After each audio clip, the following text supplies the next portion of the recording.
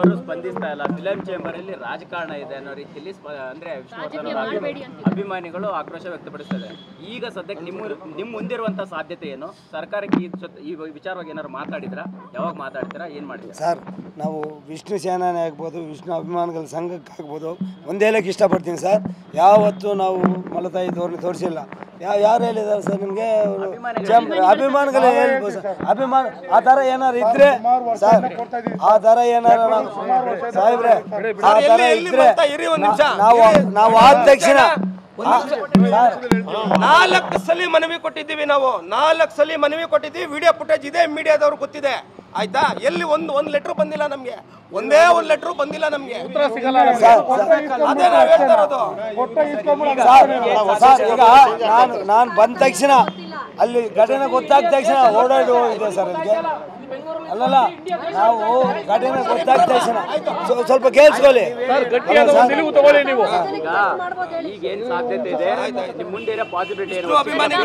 Sir, ನಾವು ಸರ್ಕಾರದಿಗೆ ಇವರು ಪತ್ರ ಬರ್ತಿದ್ದಾರೆ, ನಾವು ಒಂದು ಪತ್ರ ಬರ್ತೀವಿ.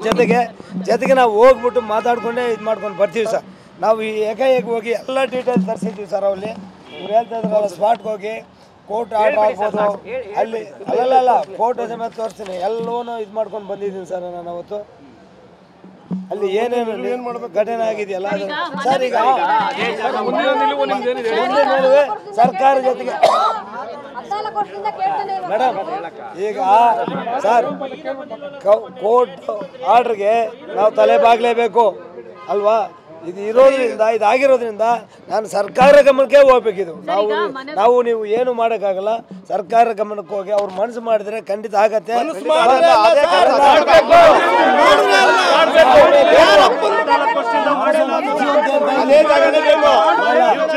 ಪೂರ್ತಿ ಕೇಳಿಸ್ಕೊಳ್ಳಿ ಸರ್, ಸರ್ಕಾರದಿಂದ ಮಾತ್ರ ಸಾಧ್ಯ ಇದೆ. ನಿಮ್ಮ ಮನವಿ ಯಾವಾಗ ಸಲ್ಲುತ್ತೆ? ಯಾವಾಗ ಮೀಟ್ ಆಗ್ತೀರಾ? ಅದೇನೇನೋ ಡಿಸಿಷನ್ ತಗೊಂತೀರಾ ಈಗ ಸದ್ಯದಲ್ಲಿ? ಮೇಡಮ್, ಈಗ ಚರ್ಚೆ ನಡೀತಾ ಇದೆ. ನಮ್ಮ ಎಲ್ಲ ಅಧ್ಯಕ್ಷರು ಇಮಿಡಿಯೇಟ್ ಆಗಿ ಹೋಗ್ತೀವಿ ಮೇಡಮ್. ನಾಳೆನೇ ಹೋಗ್ತೀವಿ. ಬಾಲಕೃಷ್ಣ ಅವರ ಮಗ ಕಾರ್ತಿಕ್ ಅವರಿಂದ ಆಗ್ತಾ ಇದೆ ಅಂತ ಒಂದ್ ಕಡೆ ಹೇಳ್ತಾ ಇದಾರೆ. ಅವ್ರ ಜೊತೆ ಏನಾದ್ರು ಮಾತನಾಡುವಂತ ಪ್ರಯತ್ನ ಆಯ್ತಾ? ಮಾತಾಡ್ತೀರಾ? ಏನ್ ಮಾಡ್ತೀರಾ ಸರ್?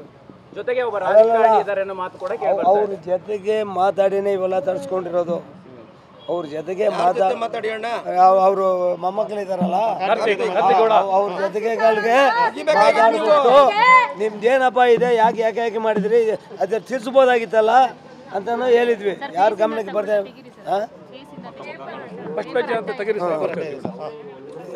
ತರಿಸ್ಕೊಂಡಿದೀವಿ ಸರ್. ಇದನ್ನು ಚರ್ಚೆ ಮಾಡಕ್ಕೆ ಇವತ್ತು ಬಂದಿರೋದು. ಅದೇ ಇದೇ ಕೊಟ್ಟಿದೆ ಕೋರ್ಟ್ ಆರ್ಡರ್. ಹೌದು, ಬೇರೆ ಏನು ಮಾತಾಡಿಲ್ಲ ಇದ್ರ ಬಗ್ಗೆ? ಮಾತಾಡಿದ್ರ ನೀವು? ಈ ತರ ಅನ್ಯಾಯ ಅಭಿಮಾನಿಗಳು ಕಾಯ್ತಾ ಇದಾರೆ, ಮನಸ್ಸು ಬದಲಿಸಿ ಅಂತ ಎಲ್ಲರಿಗೂ ಗೊತ್ತಿದೆಯಲ್ಲಮ್ಮ. ಇದು ಅವ್ರಿಗೆ ಗೊತ್ತಿಲ್ವಾ? ಕೈಗೆ ಸಿಗ್ತಾರೆ ಅವರು, ಕೈಗೆ ಸಿಕ್ಕಲ್ಲ. ಅವ್ರ ಕೈಗೆ ಸಿಕ್ಕಲ್ಲ. ನಮ್ಗೆ ಕಲ್ಸ್ಕೊಟ್ರು. ನಾವು ಸರ್ಕಾರದ ಹತ್ರ ಹೋಗ್ತೀವಿ ಸರ್. ಸರ್ಕಾರಕ್ಕೆ ಹೋಗ್ಬಿಟ್ಟು ಮನವಿ ಕೊಟ್ಟಿರೋದು ನಮ್ದು ಒಂದು ಮನವಿ ತಗೊಂಡೋಗಿ ಅವ್ರನ್ನ ಭೇಟಿಯಾಗಿ ಮುಂದಿನ ವಿಷಯ ಒಂದು ಅದೇ ಜಾಗ ಉಳಿಸ್ಕೊಡಿ ಅಂತ ಹಟ್ಟಕ್ಕೆ ಅಭಿಮಾನಿಗಳು, ಇನ್ನೊಂದು ಕಡೆ ಎಲ್ಲ ಬೇರೆ ಕಡೆನೂ ಸ್ಮಾರಕ ಮಾಡುವಂತ ಪ್ಲಾನ್ ಆಗುತ್ತಾ? ಏನ್ ಮಾಡ್ತೀರಾ ಅಂತ? ಬೇರೆ ಕಡೆ ಆಲ್ರೆಡಿ ಪ್ಲಾನ್ ಮಾಡಿ ಅವ್ರ ಕುಟುಂಬದವರು ಕೆಲವು ಮೈಸೂರಲ್ಲಿ ಮಾಡಿರೋದು.